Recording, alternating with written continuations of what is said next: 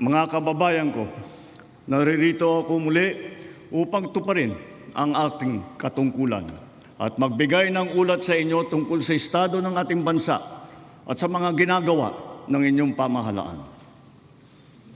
Isang taon na ang nakalipas mula noong huli akong tumayo rito upang ilantad ang katiwalian na nadiskubre namin sa mga flood control project.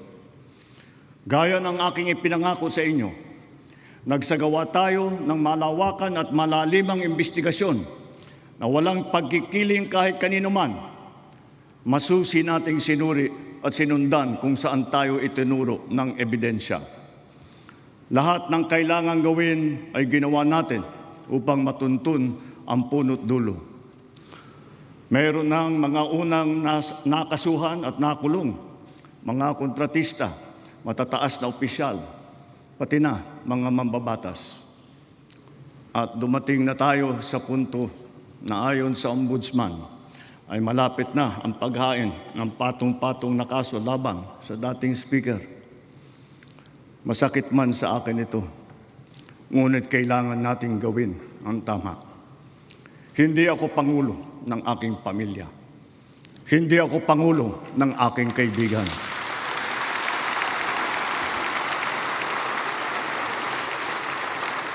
Ako ay Pangulo ng Pilipinas at ang tungkulin ko ay sa inyo, ang aking mga kapwa Pilipino.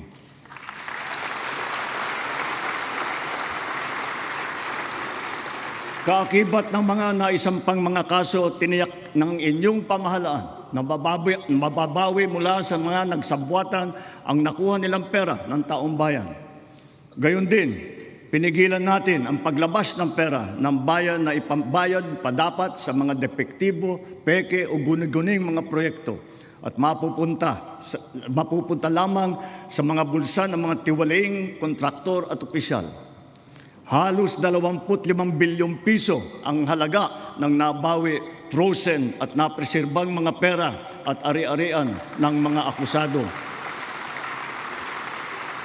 Ang mahigit 800 milyong piso dito ay agad nating nabalik sa Treasury. Lahat ng mababawi mula sa mga sangkot na tiwali ay agad ibabalik sa kaban ng bayan. Ipinapaubayan na natin ang pag-uusig sa Ombudsman at sa ating mga pinalakas na National Prosecution Service. Nananalig din tayo sa makatarungang hatol ng hukuman. Makakaasa kayo na ang gulong ng hustisya ay tumatakbo.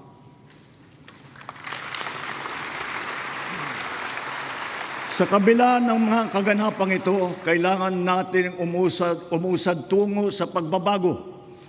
Nakatulong ang lahat ng mga ulat at hinaing ninyo sa isumbong na Pangulo. Ang inyong pagbabantay at pakikialam sa pamahalaan ay ang susi sa paglaban sa katiwalian. Ang reforma sa DPWH ay nagsimula na. Nagpasok tayo ng mga bagong graduate kasama ang mga tuwid at maasahang mga job order at contract of service. Bukod sa mga flood control project, lahat ng mga proyekto ay sinuri at tiniyak na talagang kinakailangan at maayos mula sa plano, presyo hanggang pagpapatupad. Para walang overpricing, sinigurado natin na ang mga materyales ay ayon sa presyo sa merkado. Bantay sarado ang bawat proyekto at ang nakalaang pondo sa Transparency Portal, Integrity Chain at katuwang na ang mga civil society organization. Mula nung tumama sa ating bansa ang epekto ng giyera sa gitnang silangan, nagdeklara tayo agad ng State of National Energy Emergency. Iisa ang ating misyon, uplift ang iahon ng ating nahihirapang mga mamamayan. Ang lahat ng mga ahensya ay inatasang magtipid at pagtuunan mabuti ang mga programa na mas mahalaga sa pagtugon sa mga epekto ng krisis.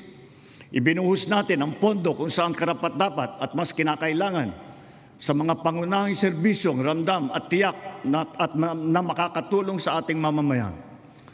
Ang pera ng taong bayan na muntik mapunta sa bulsa ng mga tiwaling opisyal ay naisalba natin. At sa halip na magamit natin at sa halit ay nagamit natin sa mabuti at para sa tunay na kapakanan ng mamamayan. Ibinaba natin ang karagdagang halos 58 bilyong pisong pondo sa mga lokal na pamahalaan para mas mabilis at mas malawak ang paglingap sa taong bayan. Mataas ang tiwala at kumpiyansa natin sa mga lokal na pamahalaan. Ito ay paghahanda na rin para sa mas marami at mas malawak na serbisyo para sa kanilang mga nasasakupan. Nagsimula tayo doon sa mga direktang naapektuhan ng kaguluhan. Ang pagsaklolo sa ating mga kababayang OFW na naipit sa digmaan. Mahalagang misyon ito ng pamahalaan. Gayong lagpas 2.2 milyong Pilipino ay naghahanap buhay sa Middle East. Simula nung naputok ang gera, mahigit 12,000 kababayan natin ang ating naiuwi sa bansa na ligtas. Mahigit 140,000 OFW naman ang ating nabigyan ng sari-saring tulong sa gitna ng kaguluhan sa Middle East. Tulad ng pagkain, tulong pinansyal, pagpapagamot at masisilungan. Pag-uwi sa Pilipinas, sila ay ating tinulungan upang makapagsimula muli sa pagpahanap buhay sa pamamagitan ng Action Fund at OWA Kabuhayan Program. Ang iba naman ay nilapit natin sa PESO o kaya'y sinama natin sa bayanihan para sa balikbayang manggagawa job fair. Samantalang ang iba ay tinulungan natin makapaghanap buhay muli sa ibang bansa. Bukod sa kanila, ang mga magbabalik natin mga gurong OFW ay papasok na sa mga public school natin kung saan sila ay higit na kinakailangan. Dahil dito sa Pilipinas, sila ang ma'am at saka ang sir. Patuloy ang ating ugnayan sa iba't ibang bansa at ang suporta natin sa mga OFW para sa kanilang kaligtasan. Lalo na at may mga kababayan tayong nasawi o hanggang ngayon ay nawawala sa Middle East. Pangalawa, bunga ng ating magandang ugnayan sa iba't ibang bansa. Natiyak nating sapat ang supply ng langis para sa ating pangangailangan. Sa kabila ng pagsara ng Strait of Hormuz ay nagawa natin makabili at makapag-angkat mula sa ibang pagkukunang bansa tulad ng Japan, South Korea, Oman, India, maging sa Russia, pati na sa China. Dahil sa mga ito, natiyak natin na sapat ang supply ng bansa na tatagal hanggang halos 2 buwan. Nakipag-usap din tayo sa Iran para sa kaligtasan ng ating libo-libong mga kababayang tripulante na nasa Strait of Hormuz. Sa kooperasyon ng ating mga kumpanya ng langis, hindi naging biglaan ang pagtaas ng presyo ng petrolyo, kundi paunti-unti sa loob ng 1 linggo. Ito ay para naman maging magaan sa ating nahihirapang mga consumer. Nagtakda rin tayo ng sunod-sunod at malalaking mga price rollback na kailangan tuparin ng mga kumpanya ng langis. Sa tulong ng batas na naipasa ng Kongreso, agad din natin nasuspindi ng 3 buwan ang pagpataw ng excise tax sa LPG at saka sa kerosene. Bukod dito, agad din natin nilimitahan ang pagtaas ng presyo na inaangkat nating bigas. Inaresto at kinasuhan din natin ang mga nahuling nagsasamantala sa kabila ng pagdurusa ng taong bayan habang may state of energy emergency. Lahat ng posibleng gawin para mababa ang presyo at mapabagal ang pagtaas nito, ginawa natin. Marami ang naapektuhan o kaya nawalan ng trabaho sa panahong ito. Kaya tuloy-tuloy ang pagsasagawa natin ng mga job fair sa buong bansa. Nitong Mayo 1, araw ng paggawa at kasagsagan ng mataas na presyo ng krudo, nagsagawa tayo ng halos 100 job fair, kung saan halos 300,000 trabaho ay pinagbigay alam natin sa publiko. Sa isang araw ng job fair na ito, lagpas 6,000 Pilipino ang hired on the spot. Dito rin natin ipinamahagi ang mga sweldo para sa mahigit 100,000 benepisyaryo at nagtatrabaho sa ilalim ng dilip at tupad ng DOLE. Kumilos agad tayo upang pigilan ang mabilis na pagtaas ng presyo ng bilihin. Hinikayat ang mga bangko at e-wallet na magbawas ng kanilang karaniwang singil sa bawat transaksyon na online. Kaya ngayon, Maraming bangko at e-wallet na nagbaba o nagtanggal ng kanilang sinisingil sa online transaction fee. Upang makaluwag din sa mamamayan, nagbigay ang mga bangko ng hanggang 6 na buwang palugit sa pagbabayad ng utang at hanggang 1 taon naman kung ang utang ay ginamit para sa agrikultura. Ganito rin ang ginawa ng GSIS at SSS para sa mga utang ng mga miyembro nito, pati na ang NHMFC para sa mga umutang ng murang pabahay at ng Pag-ibig Fund para sa mga naapektuhan na OFW. Kahit papano ay nakaluwag ito sa mga consumer, lalo na sa mga naghuhulog para sa kanilang bahay at sa mga nagpupundar para sa kanilang negosyo. Sa panahon na lumiit ang kita dahil sa mataas ng mga presyo, mahigit 26,000 toneladang bigas ang binigay sa mahigit 2.5 milyong pamilya. At ito'y itutuloy pa natin hanggang umabot sa 8 milyong pamilya na makikinabang.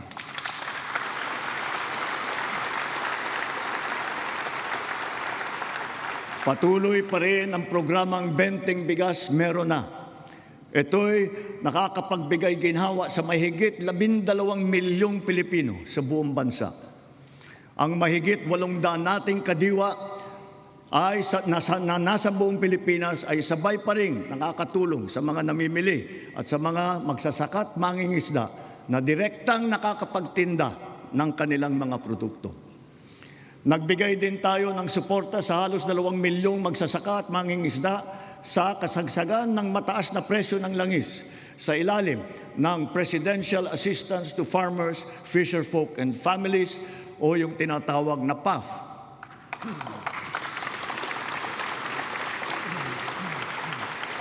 Dahil sa mas malakas, malawak at mura nating internet, naging mainam na alternatibo ang online classes at saka ang ating work from home. Mataas ang presyo ng ating kuryente, lalo na ngayong Hunyo, dala pa rin ng mataas na presyo ng krudo at paglakas ng dolyar. Gayunpaman, tiniyak natin na nabigyan ang mamamayan ng kaunting proteksyon sa kanilang electric bill. Ipinag-utos natin ang agarang pag-refund ng mga kumpanya ng kuryente na may sobrang nasingil sa mga customer nito. Ipinag-utos din natin na payagan ang ilang piling consumer na makapagbayad ng kanilang bill ng hulugan sa buwan ng Mayo, Hunyo at Hulyo. Kaugnay nito, pansamantala nating pinagbawal ang mga pagputol ng linya habang hinuhulugan pa nila ang kanilang bill sa mga buwang ito. Para sa ating mga micro-entrepreneur, ipinatupad natin sa BIR sa ngayong taon ang one-time tax abatement. Layunin nito na makapagbigay ng kaunting ginhawa sa mga nalugi o kaya lumiit ang kita dala ng hirap ng panahon.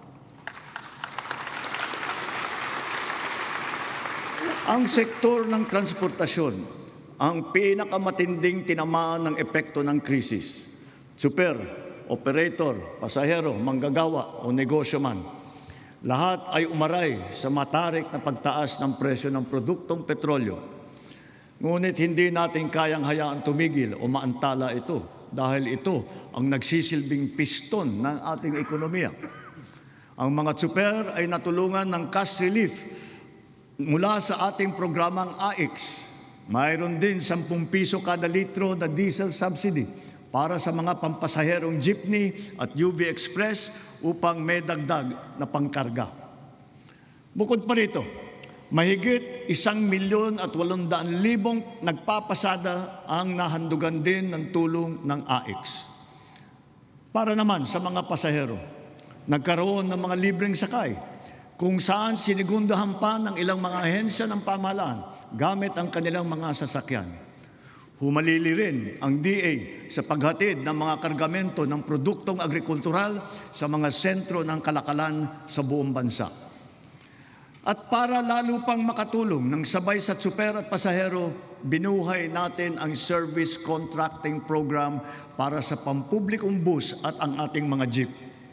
Sa ilalim ng sistemang ito, ang kwalipikadong operator o driver ay nakakakuha ng karagdagang kita sa bawat kilometrong tinakbo sa pagserbisyo ng mga pasahero.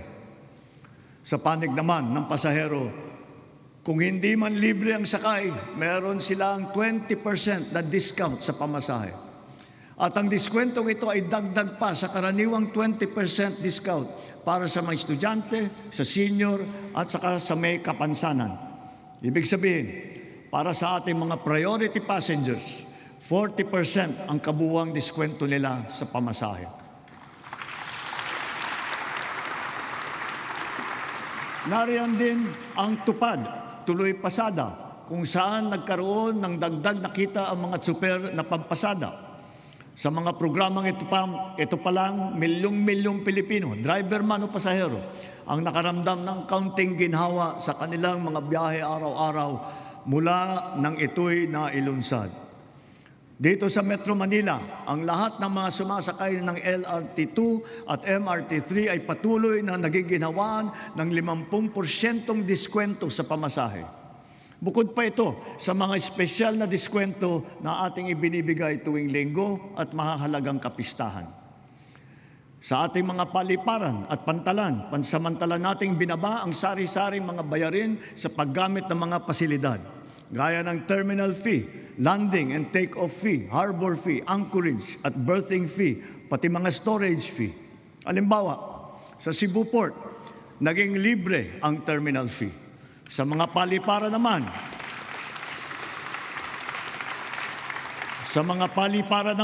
ang service charge sa mga pasahero ay binawasan din natin. Gayon din sa PITX, ang terminal na nag-uugnay ng Metro Manila sa Katimugan. Sinuspindi natin ng 3 buwan ang pagsingil ng terminal fees sa mga pampasaherong sasakyan.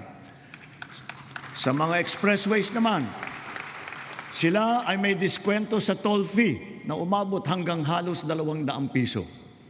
At kapag ang kargamento naman, ay pagsakay ng roro ay produktong agrikultural at sangkap ng pagkain, binaba natin mula 500 ang terminal fee. Ngayon, piso na lang ang sinisingil sa kanila. Sa pagdaan naman nila sa mga expressway, libre ang toll fee ng mga truck na accredited ng Department of Agriculture. Dahil sa lahat ng mga pinatupad na ito, milyong-milyong Pilipino ang kahit papano ay direktang nakaramdam ng tulong sa panahon ng mataas na presyo ng petrolyo. Sila ang ating mga tsuper ng pampublikong sasakyan, mga estudyante, manggagawa, pati na rin ang mga magsasaka at marami pang pasahero sa buong Pilipinas. Mga kababayan, sa ating pagbalik tanaw, kaya ko kayong harapin at sabihin na ginawa natin ang lahat ng nararapat upang malunasan ang mga epekto ng krisis. Agarang kumilos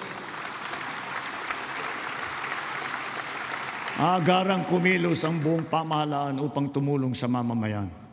Sa katunayan, tayo pa ay hinahangaan ngayon dahil sa bilis, liksi at pagiging aktibo ng ating pagtugon. Libuang buwan mula sumiklab ang digmaan, ramdam pa rin natin ang bigat ng mga epekto nito sa ating bansa. Hanggang kailangan, asahan ninyo na hindi titigil ang pagsuporta ng pamahalaan. Naglaan tayo ng mahigit 60 bilyong piso para dito hanggang sa katapusan ng taon.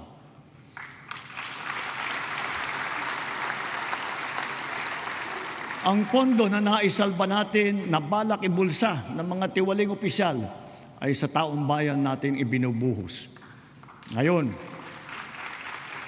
ipipihit natin ang mga programa sa mas nangangailangan nating kapwa Pilipino para naman mas malawak at mas marami ang maaabot ng tulong. Layunin natin matulungan ang 3.2 milyong benepisyaryo ng 4Ps at walang gutom program, ang 1.2 milyong minimum wage na manggagawa ng miyembro ng SSS at ang 2.2 milyong kababayan nating mahirap na hindi pa naging benepisyaryo ng programang pang-ayuda ng pamahalaan. Nariyan pa rin ang nakaabang na pagsuporta natin para sa sektor ng transportasyon, agrikultura at mga OFW na apektado ng kaguluhan. Kung susumahin, mahigit 7.5 milyon pamilya na lubos na nangangailangan ang matutulungan natin sa mabigat na kabanatang ito. Ngunit, hindi natin kaliligtaan ang ating mga manggagawang Pilipino, lalo na ang mga middle class, pati na ang mga maliliit na negosyo. Alam natin na sila rin ay nabibigatan sa epekto ng krisis. So, to ensure the continued progress of the middle class amidst the lingering effects of the crisis, we will pursue tax relief measures that promote growth, that generate revenue, and advance equity towards socio-economic sustainability. Kaya bilang natatanging proteksyon sa kanila at para mas mapakinabangan nila ang pinaghirapan nilang kita, nananawagan ako sa Kongreso upang maipasa ang batas na magbibigay ng bahagyang ginhawa para sa ating bayaring buwis. Una, palawakin natin ang exemption sa income tax.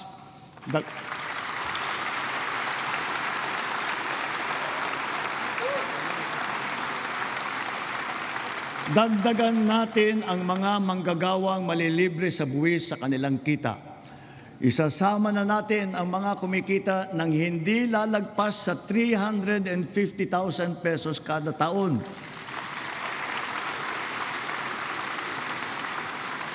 Kasabay nito ang karampatang pagbaba ng income tax ng iba parang manggagawa. Pangalawa, ang mga maliliit na negosyo ay hindi napapatawan ng minimum corporate income tax.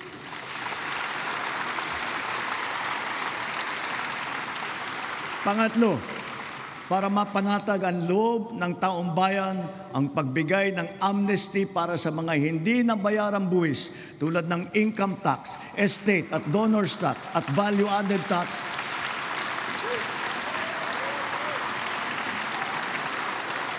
Kasama na rin dyan ang mga multa na kaakibat ng mga ito. Malinaw ang mga leksyon sa atin ng mga nagdaang buwan.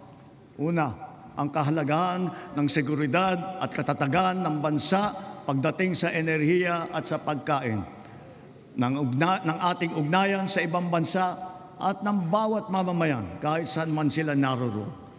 Pangalawa, ang abilidad ng pamahalaan na kumilos agad sa angkop at mainam na paraan. At ang ikatlo, ang pagpursigi at pagnatyag ng Pilipino sa kabila ng mga hamong dumadaan. Dala ang mga sariwang leksyon nito, mas maayos at mabilis ang pagresponde natin sa ating mga naging biktima ng sakuna. Tulad sa nangyaring paglindol sa Visayas at Mindanao kamakailan, mahigit 600,000 pamilya ang ating nasakluluhan.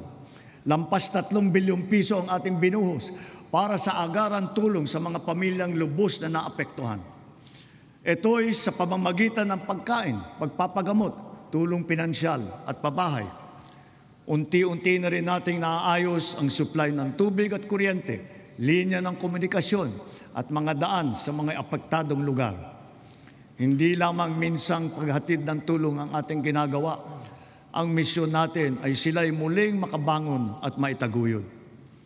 We have moved on from the reactive approach. Now we are not only proactive, but predictive as well, aided by digital tools. The strategies of public-private supply chains, hubs and spokes, warehousing, automated production, and wide-scale pre-positioning of food and non-food supplies in LGUs have proven their efficacy. We have now established a network consisting of primary disaster resource centers in Luzon, in Visayas, and soon in Mindanao, 15 hubs, 76 spokes, and 919 last-mile facilities across the country, which makes up our nationwide disaster response infrastructure.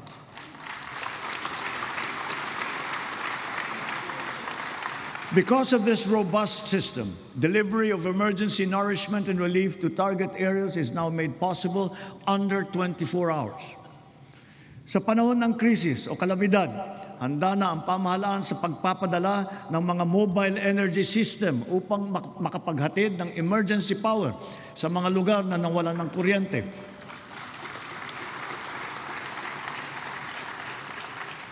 Complementing these are our government emergency communication system and the private sector-led and our first ever satellite-to-mobile service, both of which guarantee uninterrupted telecommunications nationwide in the event of crises and of disasters. At dahil meron na tayong konsepto ng state of imminent disaster, hindi na natin hinihintay na mangyari ang sakuna. Aagapan natin ang paghahanda at pagresponde. And so, taking all these lessons to heart, our overarching mission and all our conscious efforts henceforth must not be to simply uplift, but to ensure security and self-sufficiency of our nation and of our fellow Filipinos. Sa nasaksihan nating pagtaas ng presyo ng petrolyo, maraming kababayan natin ang umasa sa pampublikong sasakyan. Kaya't pinagtutuunan natin ng mabuti ang ating mga tren, mga busway, transport hub at integrated terminal at ang pagpapaganda at pagpapalawak ng mga paliparan at pantalan sa buong bansa. Ito ay upang mas malawak at malayo ang naaabot, tumaas ang kapasidad at maging moderno at mas maginhawa ang serbisyo. Halimbawa, sa susunod na taon, ang mga tren ng North-South Commuter Railway ay tatakbo na sa pagitan ng Valenzuela at Malolos. Sisikapin ng DOTR na sa pagtapos ng administrasyong ito, tapos na rin ang railway hanggang sa Clark.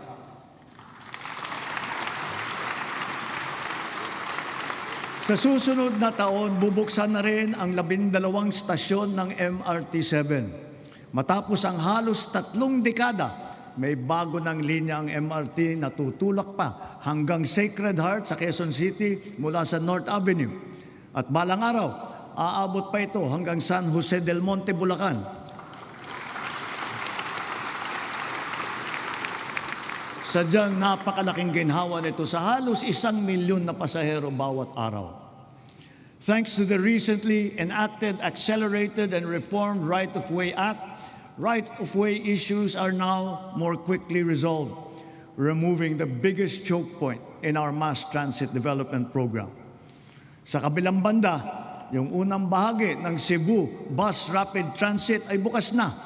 At yung nasa Ilocos Norte naman ay ating pasisinayaan sa susunod na taon. Ang mga nag-modernize ng mga sasakyan, lalo na ang mga lumipat sa mga hybrid at electric vehicle, ay hindi nakaramdam ng kurot ng pagtaas ng presyo ng petrolyo.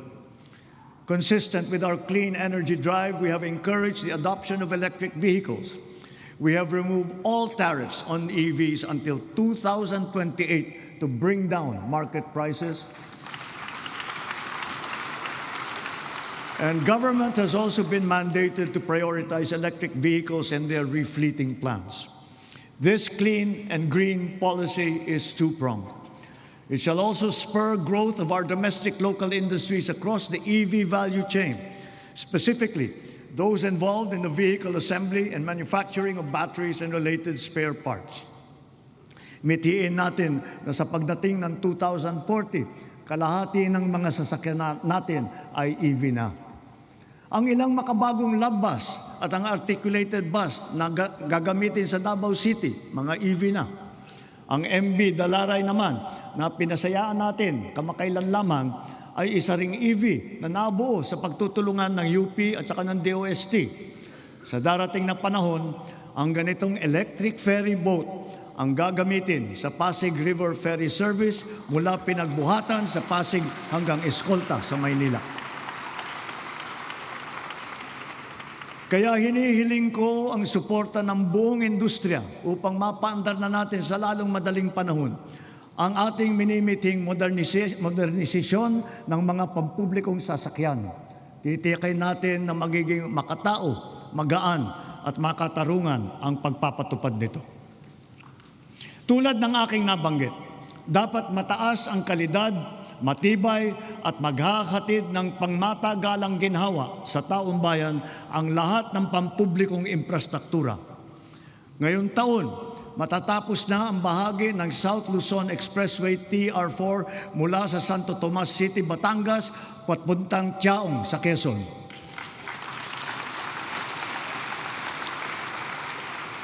Halos 17,000 motorista araw-araw ang makikinabang dito. Ang mga nasirang tulay sa San Juanico sa Eastern Visayas, Cabagan, Santa Maria sa Isabela, Pigatan sa Cagayan, Calbigan at Liloan sa Samar at Panuliran sa Iligan ay kaagad nating naayos at ngayon nagagamit na muli.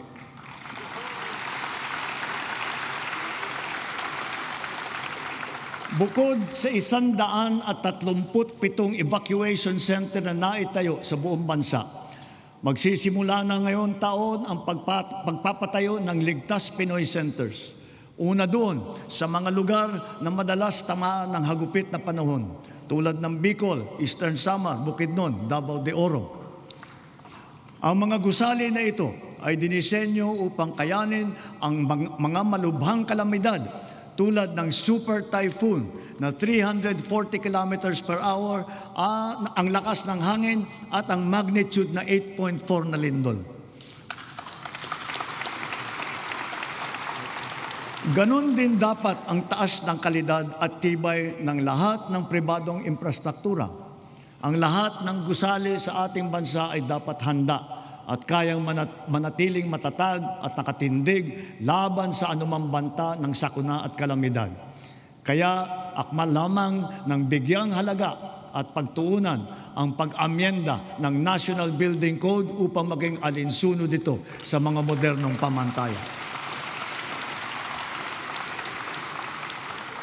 Katambal ng paglaban sa katiwalian, kaugnay ng mga ghost at substandard na flood control project, naglunsad din tayo ng Oplan kontrabaha sa buong bansa. Dito sa Metro Manila, masigasig ang ginagawang paglilinis ng mga estero at imburnal sa pangunguna ng MMDA. Nakakatulong ang mga Cash for Work program sa malawakang paglilinis na mahigit 200 estero at waterway mula sa Luzon hanggang Mindanao, sa Ilocos Sur, sa Cagayan, sa Camarines Sur, Negros Occidental, Cebu, Capiz, Iloilo, Lanao del Norte, Maguindanao del Sur, Misamis Oriental at Bukidnon. Sa kabila ng mga ginagawa nating ito, kailangan pa rin nating iwasto ang ating pamamaraan sa pagtapon ng basura. One systemic intervention is to update our 25-year-old Ecological Solid Waste Management Act, aligning it with modern waste management practices such as waste-to-energy and waste treatment technology.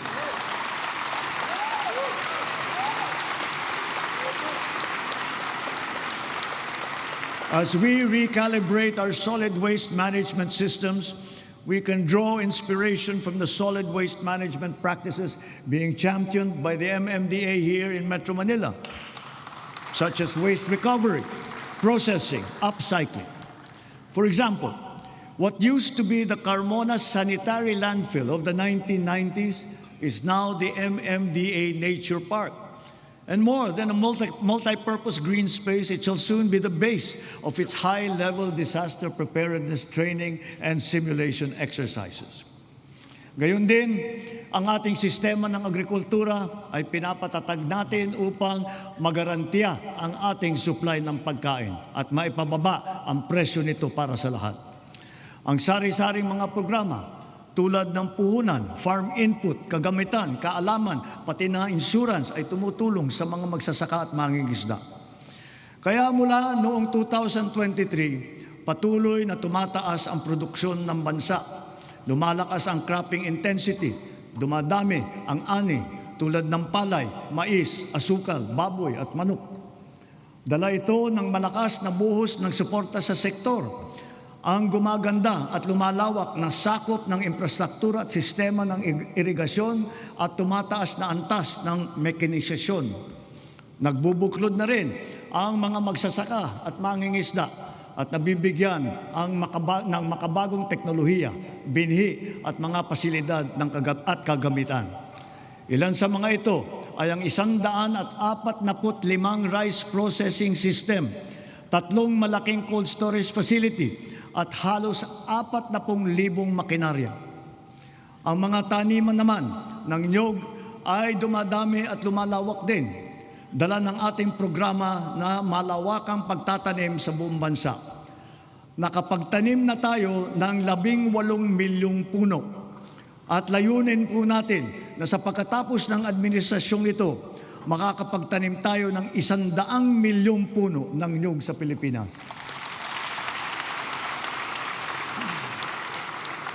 Gagarantiyahin ito ang tatag ng ating industriya ng niyog hanggang sa mga susunod na dekada. Ang NFA din ay ngayon may mas malakas na ang kakayahan sa pagbili ng mga ani ng magsasaka sa mas magandang presyo at sa pag-imbak ng buffer stock. Ang mga sari-saring peste at sakit na ay nagbabantang manira ng mga inaasahang magandang kita. Halimbawa rito, ang avian flu at saka yung ASF. Kaya tinitiyak ng DA na ang mga magsasaka ay natututo ng mga makabagong kaalaman at mga mainam na paraan sa pag-iwas at paglaban sa mga ito.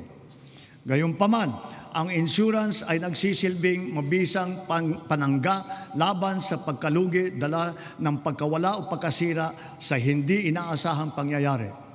Sa nakalipas na 4 na taon, natulungan ang sektor upang mabawi ang halaga ng pinsala sa hanapbuhay na umabot sa 19 bilyong piso halaga na kabayaran. Ang crop insurance ngayon ay hindi limitado sa mga pananim.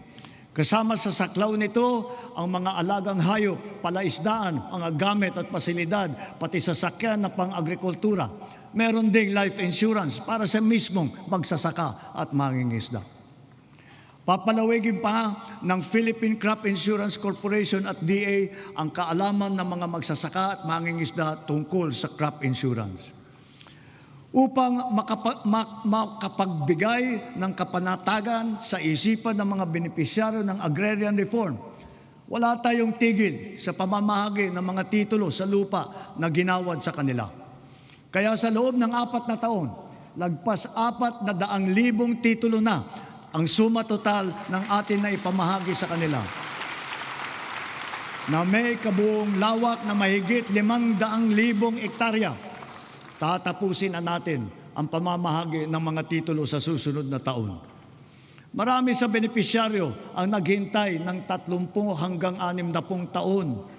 Ang iba mapalad na nasaksihan ang paglabas ng kanilang titulo. Sa tagal naman ng panahon, yung iba, apo na ang tumanggap. Gayon din, kahalaga sa kanila ang seguridad na hatid ng kalayaan mula sa pagkalubog sa utang. Kaya asahan ninyo, kukumplituhin na natin ngayong taon ang ginagawa natin pagpapawalang bisa ng mga utang ng ating mga benepisyaryo.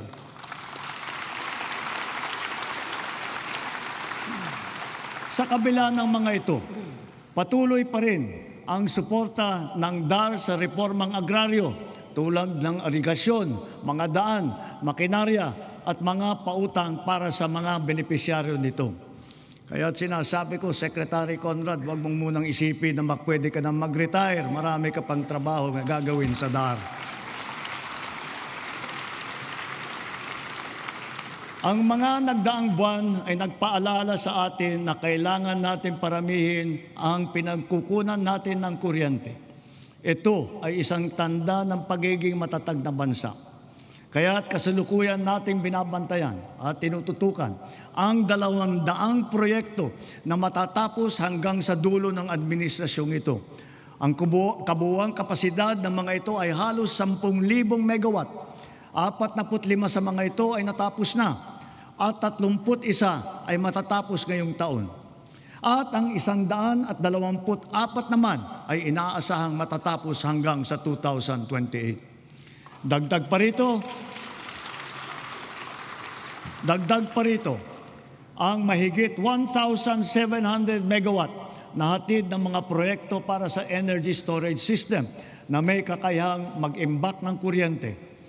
Karagdagang seguridad ito sa 2028 para sa halos 30 milyong kabahayan at mga industriya sa bansa. Ang mga proyektong ito ay napabilis ng dahil sa mga bagong patakaran at proseso na nagpapadali ng pagnegosyo dito sa ating bansa para sa mga Pilipino at dayuhang negosyante. Ngunit siyempre, mas pinapaghalagahan natin ang mga teknolohiya na hindi umaasa sa inaangkat na krudo na pinapaandar ng mga likas na yaman ng ating bansa tulad ng renewable at indigenous. Bukod sa ilang mga plantang pinapatakbo ng krudo, nakapagdagdag tayo ng mahigit 60 plantang pinapatakbo naman ng geothermal, solar, hydro at wind at saka ng biomass. Because of the extension as well of the Malampaya service contract until 2039, drilling operations once again resumed for the first time in 8 years. What we have uncovered is truly a national treasure. An untapped reserve of 222 billion cubic feet of natural gas, which bodes well for the continuous production of our premier gas field until 2034. To put it in context, 222 billion cubic feet of natural gas is sufficient to power 1.6 million households for the next 8 years until 2034. Inspired by this development, we have already awarded a total of 14 petroleum service contracts in Luzon, Visayas, and Mindanao. By far, this is the highest number of such contracts ever to be awarded during a single term of any president in our history.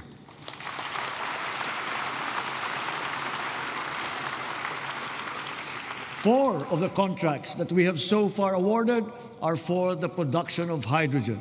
Hydrogen gas will serve as a backup fuel for our power plants, especially useful for our off-grid areas. It is also touted as the world's clean fuel of the future.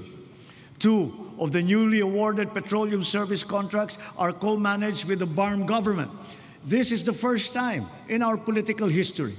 BARM is now firmly set to pursue its strategic vision of energy security and total electrification for and in the Bangsamoro region.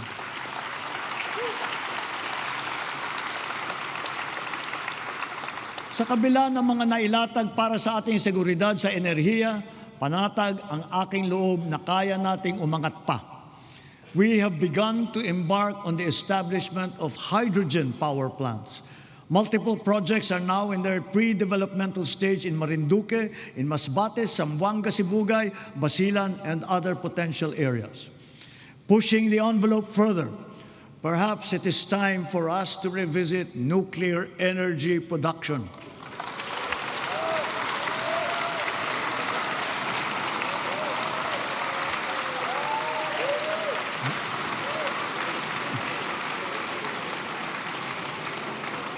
After all, we are already using nuclear energy in the fields of medicine, in agriculture, water filtration, and the upcycling of plastic.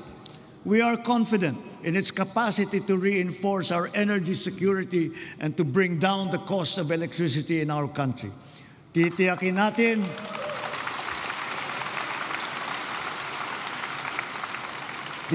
natin ito ay ligtas. Titiyakin din natin may papaliwanag na mabuti sa publiko ang magandang dulot sa atin ng enerhiyang nuklear.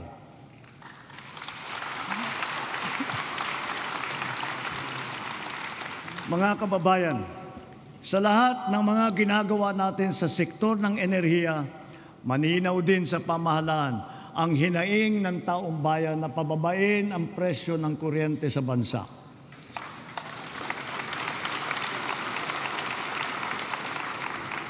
Unang-una, upang maging simple, madali at abot kaya ang pagpapakabit ng solar panel at battery storage system sa kanilang mga bahay, hinihiling ko ang tulong ng Kongreso na maipasa na ang Sariling Kuryente Act.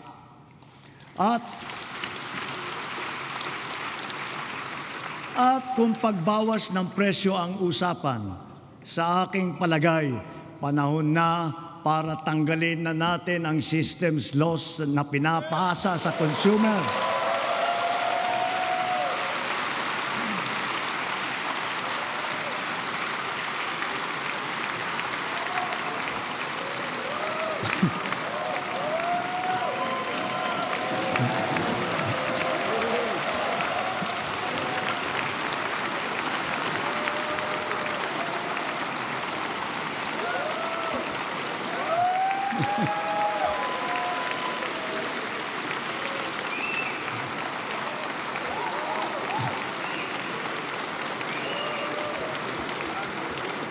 Pinapasa ito sa consumer at kinakarga sa bill na pinapatungan pa ng value-added tax. Hindi naman kasalanan ng consumer kung bakit nagkaroon ng systems loss. Kaya hindi naman tama na kailangan sila pa ang pagbabayarin dito. Therefore, we, the people, we demand for the immediate amendment of the EPIRA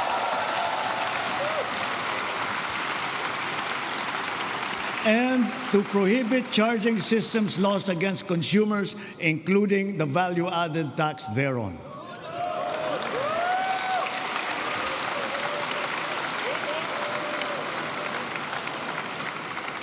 Noon nagsimula ang administrasyon, nilatag na natin agad ang pambansang pulisiya sa social protection floor na magtitiyak na may pangsalo at paglingap sa ating mamamayan, lalo na sa oras ng pangangailangan. Kaya't nariyan ang DILIP at tupad ng DOLE at AIX at Risk Resiliency Program ng DSWD para magsilbing pantawid sa anumang krisis na pinagdadaanan sa pamamagitan ng pansamantalang hanap buhay o di kaya'y tulong pinansyal. Ngunit, mas mainam pa rin ang pangmatagalang seguridad ng makukuha mula sa matatag na trabaho. Maraming trabaho ang hatid ng ating lokal na industriya na patuloy natin pinalalakas. Kasabay ng seguridad na dala ng matatag na trabaho ang SSS, GSIS at Pag-ibig Fund, nagsisilbing proteksyon para sa mga manggagawang Pilipino. Katuwang ang mga ahensyang ito, nakakaipon ang manggagawang Pinoy para sa kanyang pagtanda at sa pagretiro. Nakakatulong din ito sa panahon ng kagipitan, kalamidad o krisis sa buhay. Bukod pa riyan, daan ito upang makapagpundar para sa sariling buhay tulad ng mga abot-kayang pabahay sa ilalim ng ating 4PH program.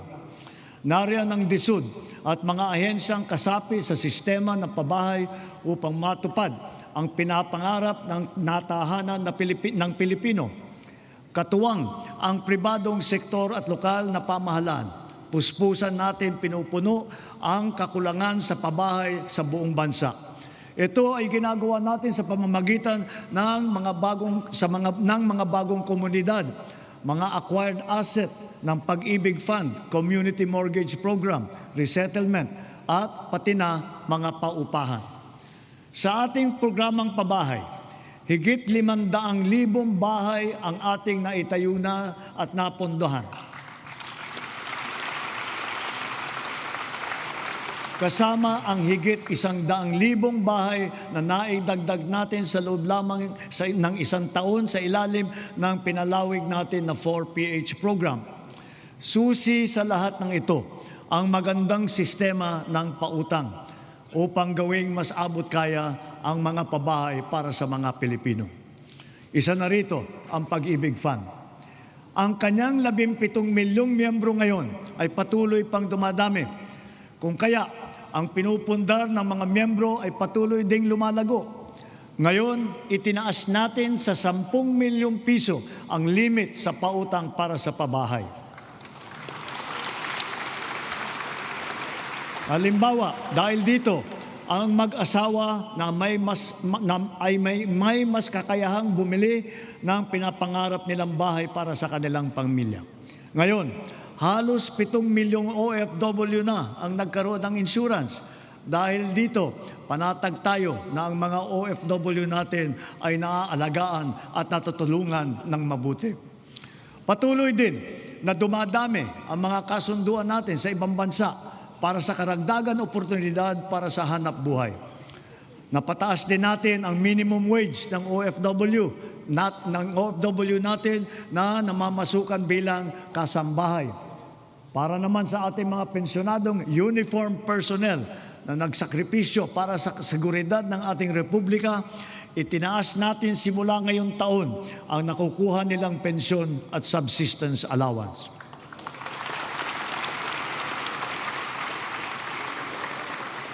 Bilang dagdag tulong naman sa mga pensyonado ng SSS, pinaaga natin ang 10% pagtaas ng kanilang pensyon simula Hunyo na dapat sana ay nakatakda pa sa Setyembre. Mula nung nag-umpisa ang administrasyon, humigit kumulang 44 na milyong Pilipino na ang protektado ng SSS.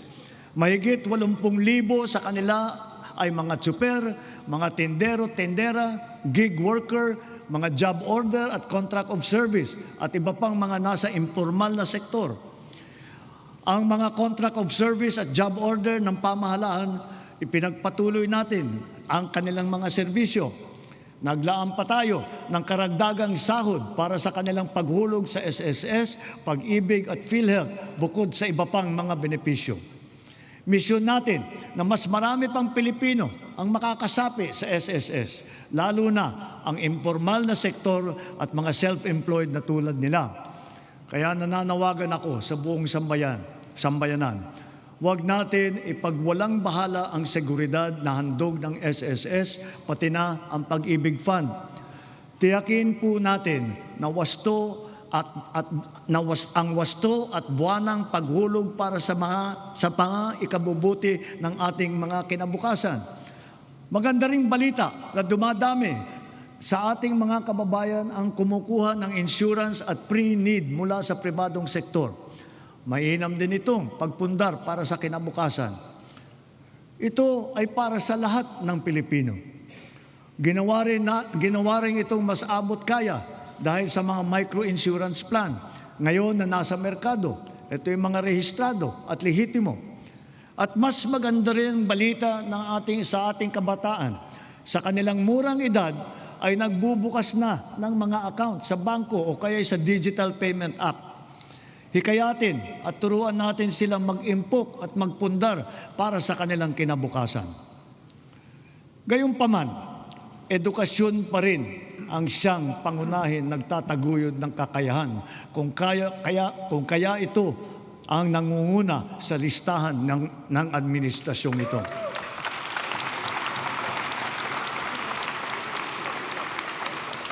Sinisimulan natin ito mula sa pagkamusmus. At ito'y dapat tuloy-tuloy at hindi tumitigil. Kaya dapat nakakintal sa puso't isipan ng mga Pilipino ang lifelong learning at continuous self-improvement. Ang nagdaang mga buwan ay nagpaalala sa atin na mahalaga ang reskilling at upskilling ng ating mga manggagawa. Napatunayan natin ang kakayahan ng mga senior high school graduate natin sa mga isinagawa natin bagong Pilipinas Serbisyo Fair nitong Marso. Mahigit 1,200 senior graduate ang naging hired on the spot. Maaari na rin sila ngayon mag-apply para sa mga bakanteng unang baitang na posisyon sa pamahalaan. Ngunit patuloy pa rin natin pinalalakas ang curriculum ng senior high upang lalong maihanda ang estudyante para sa tunay na mundo. Pinaigting ang work immersion para maranasan nila ng personal ang paghahanap buhay sa kanilang gustong larangan. Panatag ang ating loob sa edukasyon pagkatapos ng senior high dahil sa patuloy na pagtaas ng kalidad ng kolehiyo sa ating bansa. Noong 2022, ang mga kolehiyo natin na pumasok sa World University Rankings for Innovation ay 12 lamang. Patuloy po nating ipinataas ito bawat taon. Ngayon, 140 kolehiyo na ang pumasok na sa World University Rankings. At lagpas kalahati sa kanila ay state at local universities and colleges kung saan libre ang matrikula.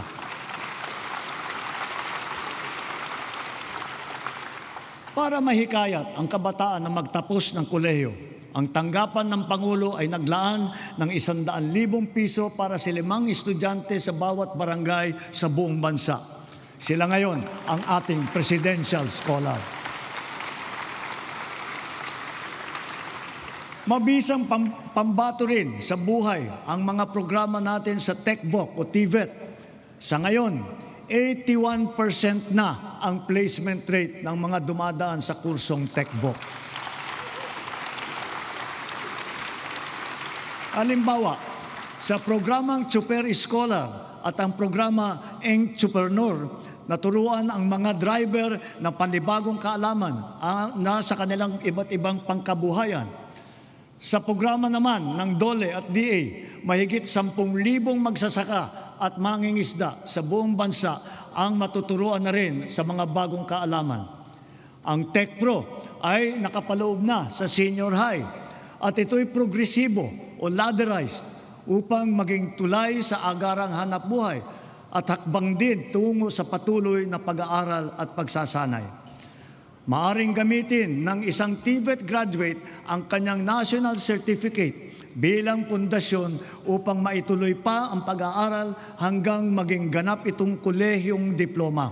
Halimbawa, ang electrical installation and maintenance sa senior high, maaring magtuloy sa electrical engineering balang araw. Ang caregiving, pwedeng ituloy sa nursing. Sa kabilang banda, kahit graduate ng kolehiyo ay maaaring kumuha ng NC upang tumahak ng ibang larangan o kaya'y magnegosyo. Inahahayag ng DOLE at TESDA sa publiko ang kompletong impormasyon ukol sa mga kurso at programa ng TVET, lokasyon ng mga training center at provider, paano mag-apply, petsa, iba pang mahahalagang detalye. Malaking tulong ngayon ang TESDA Passport na bunga ng digitalization ng inyong mga serbisyo. In line with our digital transformation drive, our DICT continues to train our tech-savvy citizenry in high-impact tech skills to help them stay competitive in this ever-evolving field. AI is here to stay, and so we adopt it to harness its potential to enhance critical sectors, from our educational system to our industries. We have launched massive training programs for AI readiness, which have reached at least 1.8 million individuals, students, parents, and teachers alike.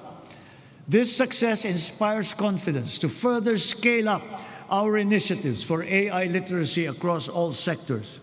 We must ensure our global competitiveness.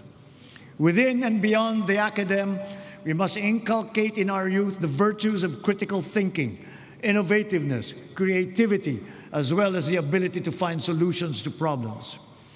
Our targeted scholarships and funding grants are all aimed to encourage these trailblazing traits. Contests such as Young Creative Challenge, the NICE, and the Philippine Innovation Awards recognize their talent and their hard work.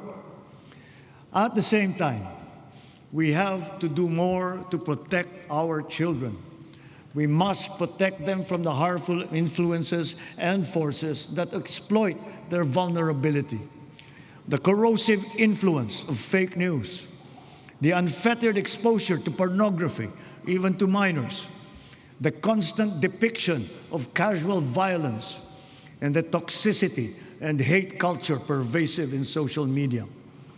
These pernicious influences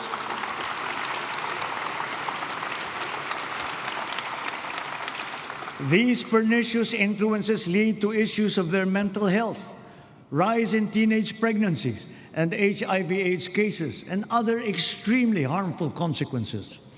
We must all assume a community responsibility for our young people's protection. Ang mga nasawi na ating mag-aaral kamakailan, dala ng karahasan at kapabayaan, ay nag-iwan ng malaking puwang sa kanilang pamilya at mapait na aral din para sa ating lahat. Sa mga magulang at kaanak ng mga nasawit at nasaktan dahil sa nangyaring karahasan sa mga paaralan, tanggapin po ninyo ang aming taimtim na pakikiramay. To the parents of Chris Lawrence Fabian, Joyancy Separa, and Ayesa Nicoldazo, we are all so very proud of the unflinching bravery and heroic virtue that you have instilled in your children. They are an inspiration to us all. Their courage and their selflessness, true Filipino qualities, are the virtues that these trying times call for. Kailangang mamulat ang buong lipunan at akuin ang responsibilidad.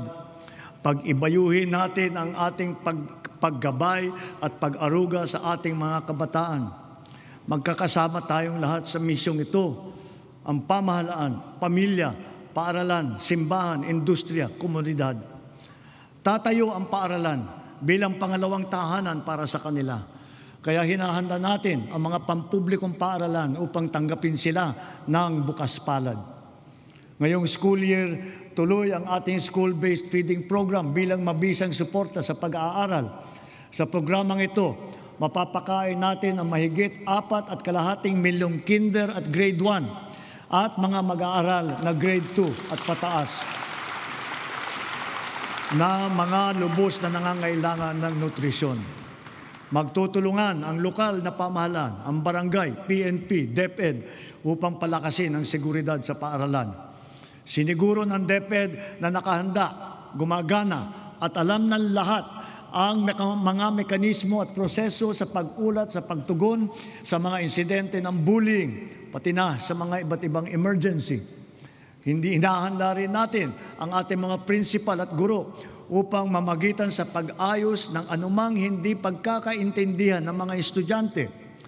Sa tulong ng unang batch ng 10,000 school counselor associates na ipapasok natin sa mga pampublikong paaralan, ang mga anak natin ay meron ng malalapitan para sa angkop na payo sa anumang mabigat na pinagdadaanan sa kanilang isipan.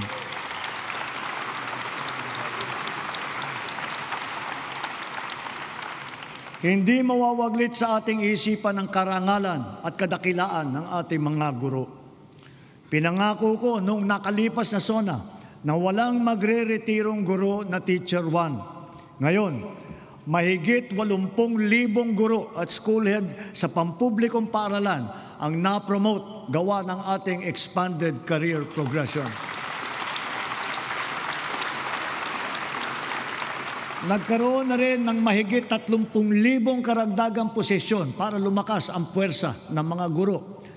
To facilitate effective instruction, we also continue to provide them with helpful and innovating teaching aids such as smart TVs, laptops, tablets, free mobile data, even lapel microphones. To dramatically increase the traditional annual production output of DepEd, we have activated force multipliers in addressing classroom storage, tapping the DPWH, PAGCOR, and the LGUs as additional production arms for the increase in our schoolrooms. For its part, the private sector also will construct its initial share of more than 16,000 classrooms in Luzon by way of PPPs. Additional PPPs with higher production targets will soon follow for the Visayas and Mindanao. Kapag may nagkasakit sa pamilya, tila krisis ang tumama. Sa mahal ng pagpapagamot, kaya nitong simutin ang kita o ipon ng isang pamilya. Kaya malusog na pamumuhay ang ating pangunahing isinusulong. Kumpletong bakuna, maayos na nutrisyon, regular na ehersisyo at pag-iwas sa masamang bisyo at mapanganib na gawain. Mahalaga rin ang ating sports. Itinaas natin ng triple ang suporta natin dito. Hindi lamang dahil sa aliw na hatid nito, kundi para sa kalusugan. Sa nag-uumapaw nating suporta kay Alex Eala, sana ay marami ang maengganyo para matuto at maglaro hindi lamang ng tennis, kundi ng ibang sport pa. Sa halimbawa ng Pilipinas Women's Football Team, sana rin ay mas sumikat pa ang football sa ating bansa at maraming maglaro. Balang araw, baka makasali na ang Pilipinas sa World Cup.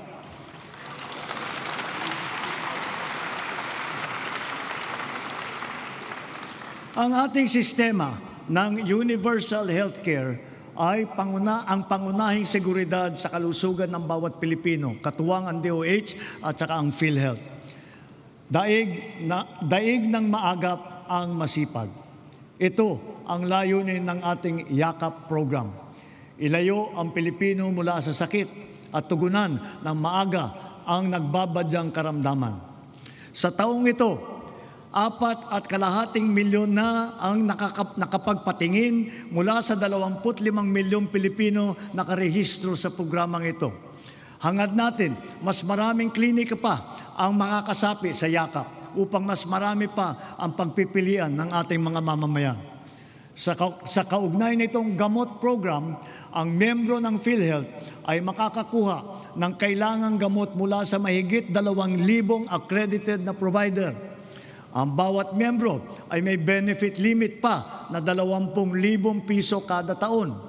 Ngayon, 75 na ang makakalagang gamot na kasama sa listahan ng programang ito. Meron diyang antibiotic, laban sa asma, alta presyon, kolesterol, para sa diabetes, sa ubo, lagnat at iba pang mga sakit na kadalasang nararamdaman. Sa 7 buwan ng taong ito, mahigit 300,000 kababayan natin ang nakinabang dito. Bukod sa programang ito ng PhilHealth, ang bilang ng mga gamot na tinanggalan natin ng value-added tax ay umabot na sa mahigit 2,000. Mahigit 700 dito ay laban sa cancer, mahigit 500 ay para sa alta presyon, mahigit 600 naman ay laban sa diabetes at para rin sa mental health. Sa buwis na ito na ating tinanggal, ang side effect dyan ay mas mababang presyo nito sa butika.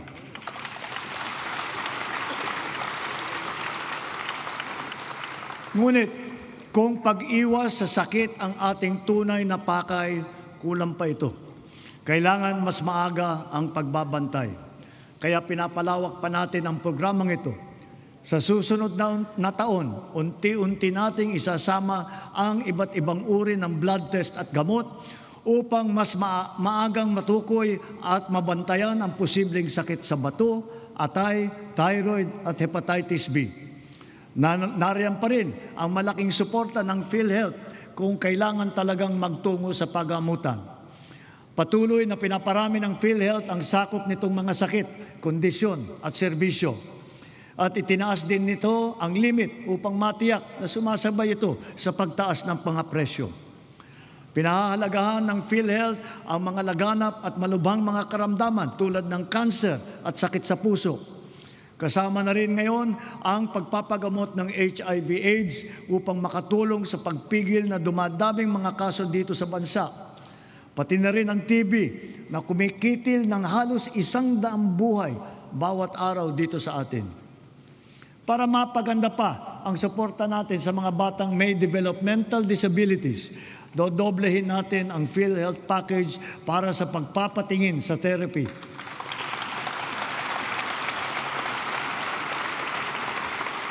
Dadamihan din natin mula sa 70 hanggang 150 ang bilang ng therapy session na sakop ng PhilHealth.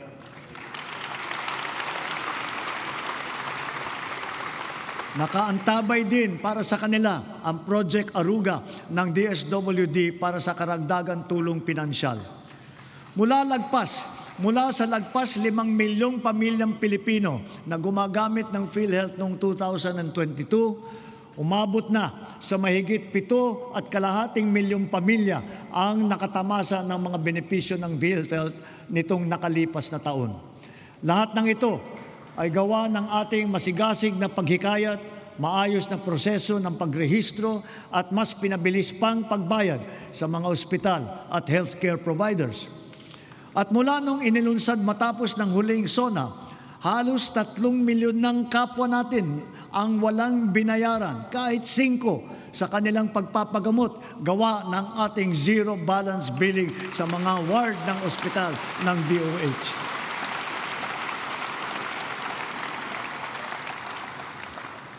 Siyempre, hindi natin makakaligtaan ang maaasahang medical assistance o MAIP. Mas marami na ang ospital na sakop nito. Mas pinadali pa ang proseso. At ngayon, may e-MAIP na sa mga ospital ng DOH, online at kasama sa ating eGov app. Dalawa na lang ang requirement. Wala na ring GLGL, kaya hindi na kailangan pumila o magmakaawa pa sa sino mang politiko.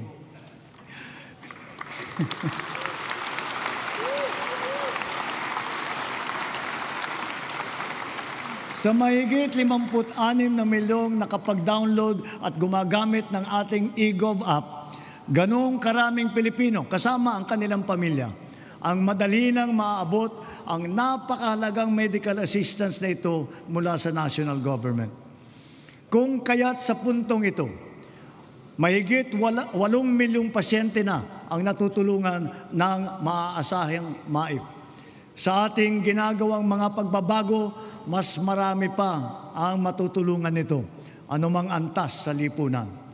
Paraan natin ito upang mapakinabangan ng mamamayan ang buwis ng kanilang binabayaran.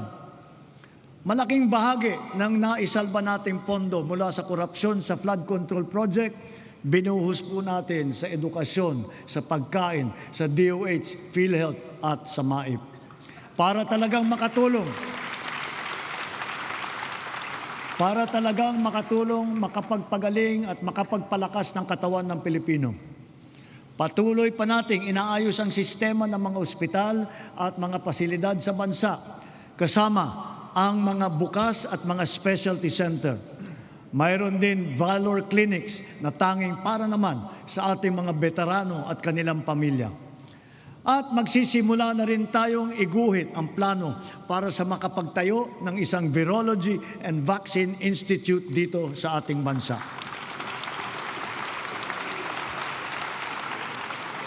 Kasabay nito, ang hanay ng mga dalubhasa sa larangan ng medisina at kalusugan ay dumadami na rin. Mula noon na magsimula tayo, mahigit dumoble ang kumukuha ng medical scholarship kapalit ng obligasyon na maglilingkod sa mga pampublikang ospital sila balang araw.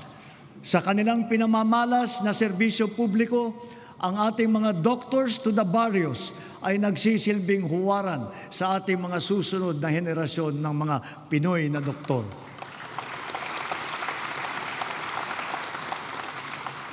As we have witnessed and proven during this difficult period, our strong foreign relations have earned us incalculable dividends.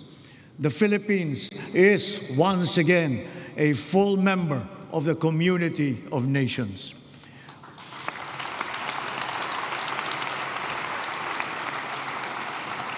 Our vigilant trade facilitation efforts have resulted in integrating our country into the international free trade network. That is the widest and most active one that we have ever had in our history. It has yielded transformative economic agreements, such as the Regional Comprehensive Economic Partnership. And now, we are set to seal yet another promising comprehensive economic partnership agreement, this time with the United Arab Emirates. Because of these international engagements, the Philippines now has 23 free trade agreements in force or under active negotiations with other countries. Our exports have grown. They have continued to grow, reflecting high productivity and the increasing competitiveness of our products and services in the international trade market. It now behooves us to reinforce our strengths, enhance our comparative advantage, and diversify our portfolio. On this principle, we have maintained our competitiveness in supplying critical components to top technology companies in the world.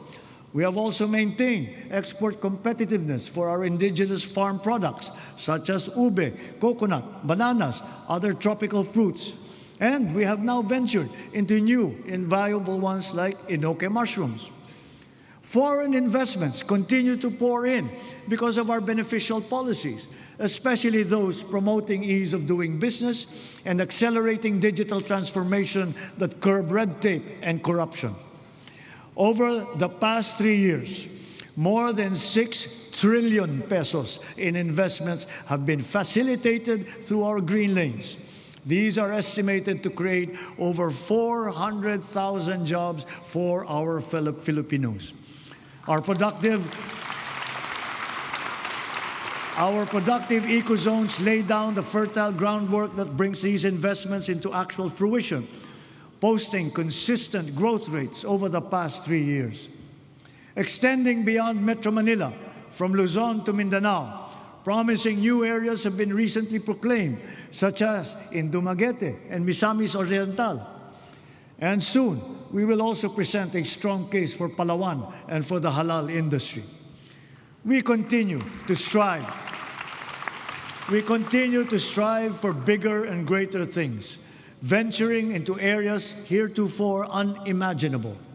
That is, strategic and emerging industries that position our country in the global value chain, such as in the fields of pharmaceuticals, advanced manufacturing, luxury goods, technology, and logistics. Additionally, a product of the 23-member-strong US-led Pax Silica initiative, the Pax Silica Industrial Hub will create an ecosystem that will have AI at its core. It will bring quality jobs to our people, accelerate our industrial competitiveness, and revitalize our economy.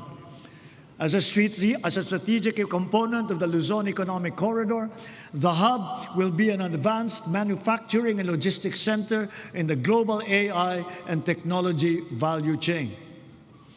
Cagayan is both geographically and economically primed to serve as our gateway to space and host the country's first spaceport. A sounding rocket launch test is slated for next year. Yes, we are going to launch a rocket into space. This we will do in partnership with a South Korean aerospace company. We do not have to look or sail very far to find dependable allies. ASEAN is our safe harbor, within which we share not only mutual proximity, but affinity. During our chairship of the ASEAN Summit this year, we advocated for greater solidarity and cooperation among ASEAN member states. Together, we found ways to alleviate the dire consequences of the war in the Middle East. Through a united ASEAN and its strong extended network, we have achieved greater security and resilience as a region and as individual nations, more capable of withstanding disruptive events. The ASEAN +3 Emergency Rice Reserve System will guarantee emergency rice supply in case of shortage in our domestic production. The ASEAN Digital Economy Framework, led by the Philippines, will harmonize digital rules and enable cross-border digital transaction. It will accelerate the growth of our local tech sector, enable fintech and digital banking solutions, and support financial inclusion, especially for small enterprises. Likewise, the Framework Agreement on Petroleum Security for the joint stockpiling of energy assets in the region has been ratified. And now that our Luzon, Visayas, and Mindanao grids are fully connected, we are in a better position to connect with our neighbors to help realize the ASEAN power grid. Moved by our stark realizations, ASEAN must further strengthen the bonds of our regional cooperation, building on our sense of affiliation and the heightened instinct for mutual assistance. This is bayanihan for the international community and for this part of the world.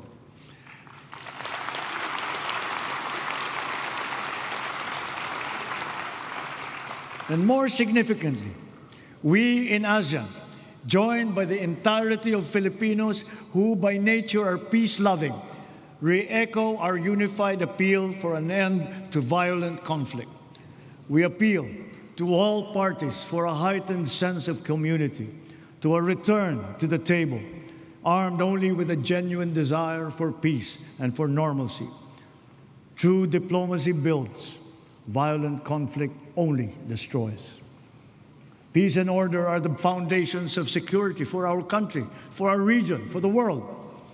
A long but worthwhile 15 years since its signing, we are now ready to formalize a historic completion of the government's peace pact with the CBA-CPLA. And in accordance with the Republic Act number 12317, the BARM electorate is now poised to partake in BARM's first regular parliamentary election.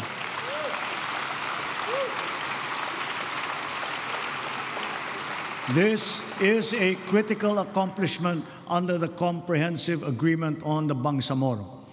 COMELEC, law enforcement, volunteers, deputized agencies, all stakeholders are now ready to ensure that this defining political exercise will be peaceful, orderly, and credible. May these inspiring developments strengthen our collective belief in the unity and indivisibility of the Filipino nation amidst our individual diversity. Our unity and collective consciousness are challenged now greater than ever before. A common threat lies before us, directed against our dignity and self-respect. Of late, our very humanity has been called into question. Let me remind our friends and our detractors, Filipinos are a noble, kind, gracious, and great race. We are not greedy. We are not racists. We are not liars.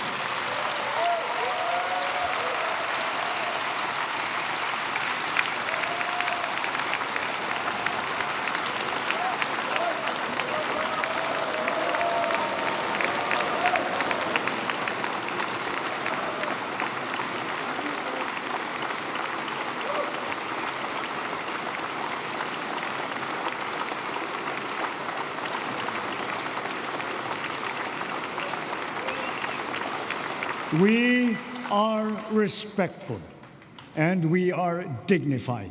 We are Filipinos and we do not yield.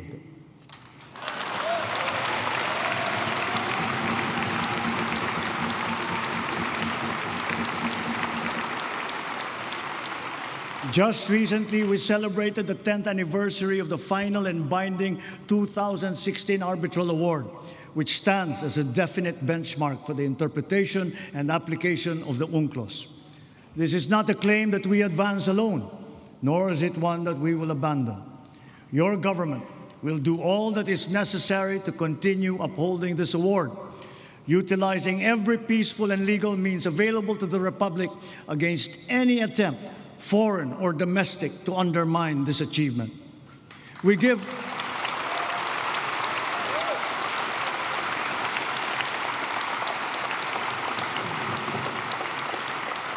give honor to our armed forces, the Coast Guard, even our fisherfolk, who all continue to patrol and ply our seas in the face of great risk. To them, we owe collective gratitude and appreciation, for it is they who give life to the letter and spirit of the Arbitral Award.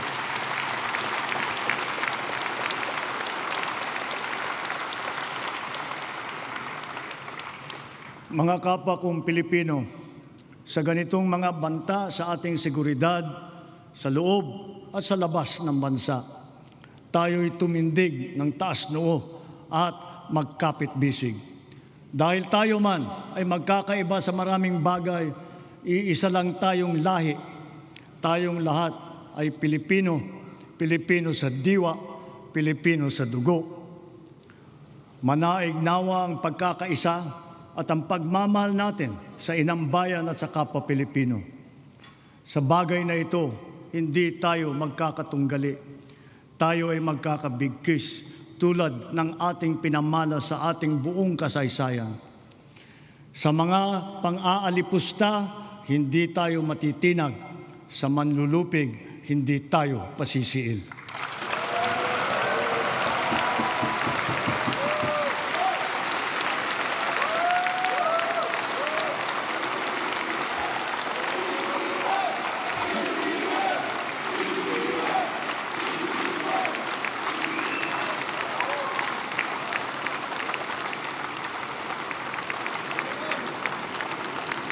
Sa nalalabing 2 taon ng administrasyon, tatapusin natin ang mga nasimulan at tutuparin ang ating pangako sa sambayanan.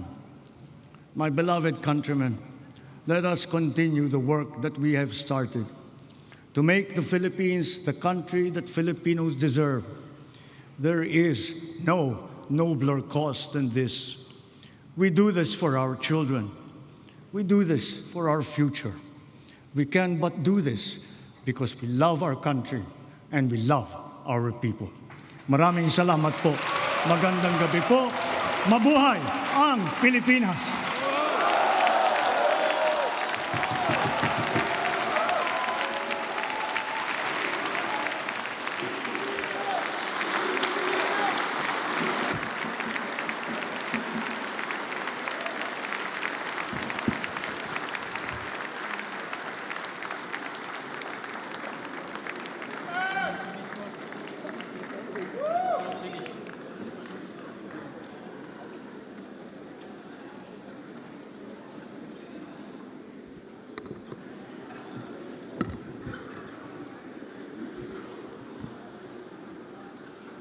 On the part of the Senate, the joint session is adjourned.